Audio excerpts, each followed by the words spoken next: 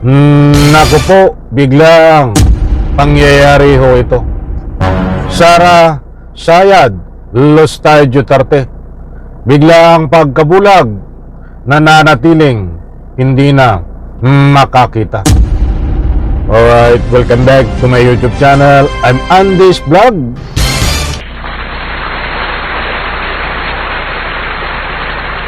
Mga kaibigan, ito kapapasok pa lang na malungkot na balita sa mga didilis. Dahil itong si Sara Sayad Lustay Duterte, ang biglang niyang pagkabulag, tuluyan na hong nananatiling hindi nakakakita. So like muna sa video na ito kung nagustuhan niyo po. Please subscribe my YouTube channel. Mga mahal kong taga-subaybay, ito ay hindi fake news. Unahan ko po kayo. Dahil sa pagkabulag ho nitong si Sara Sayad Lustay Duterte ay ang findings ho, ayon po sa report na ito, ay tuluyan na pong hindi nakakakita. Ano ang naging dahilan, mga kaibigan?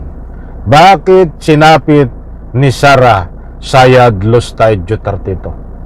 Mga kaibigan, dyan po sa comment section ay kung kayo po ay taga-suporta ni Sara Sayad Lustay Duterte, ay hinihingi ko po ang inyong ine-reaction o anuman, kung sino man kayo, aking mga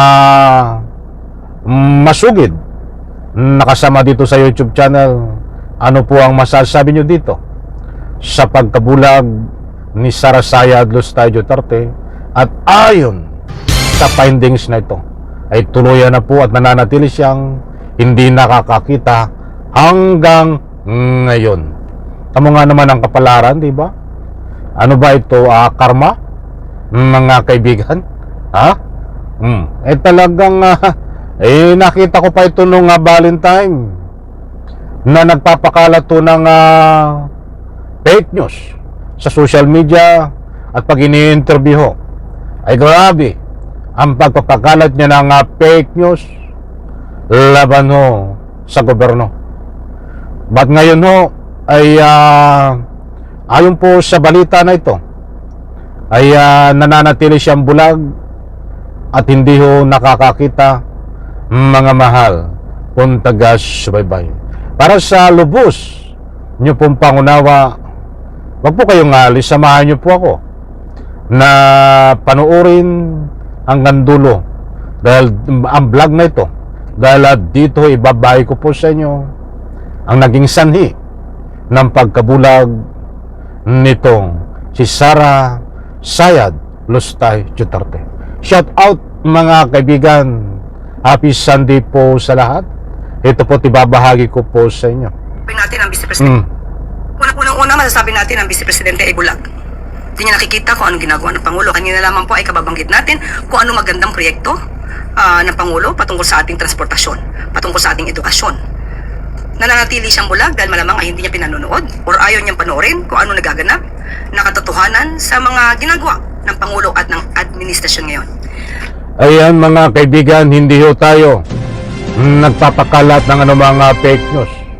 Hindi po galing sa akin.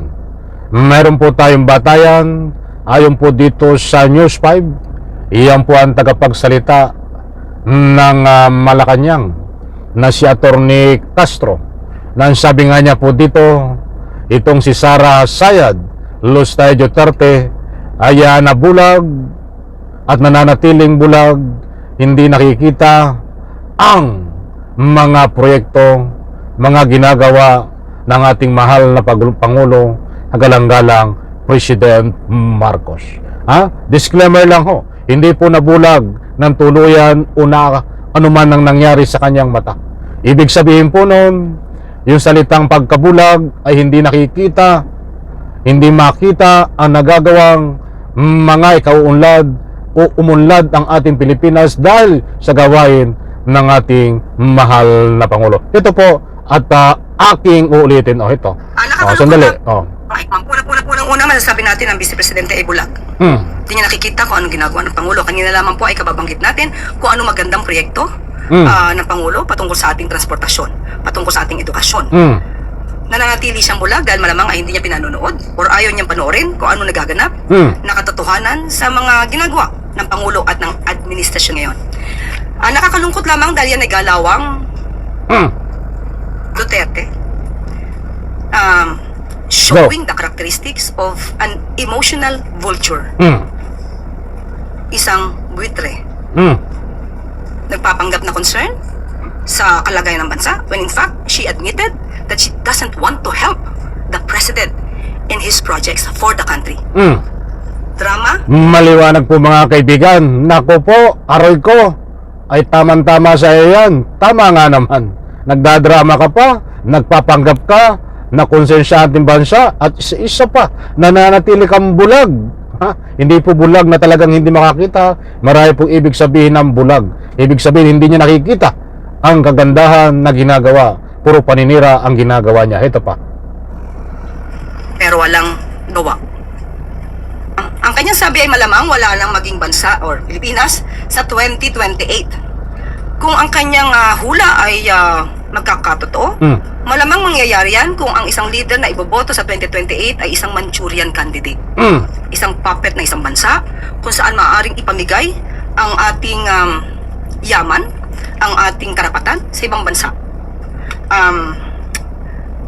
Meron po na naging tugon dati ang dating Pangulong Duterte na maaari tayo gawin tayong probinsya ng isang bansa.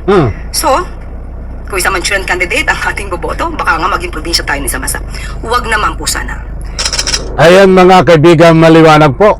At hindi ko na ulitin ang naging pahayag po ng Malacanang sa by Undersecretary Castro.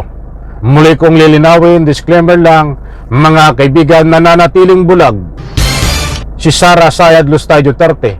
Ang meaning po nun, dahil hindi niya makita ang kagandahan ng Pilipinas na ginagawa ng ating mahal na Pangulo, bagkus panay ang kanyang paninira. Totoo nga naman, di ba?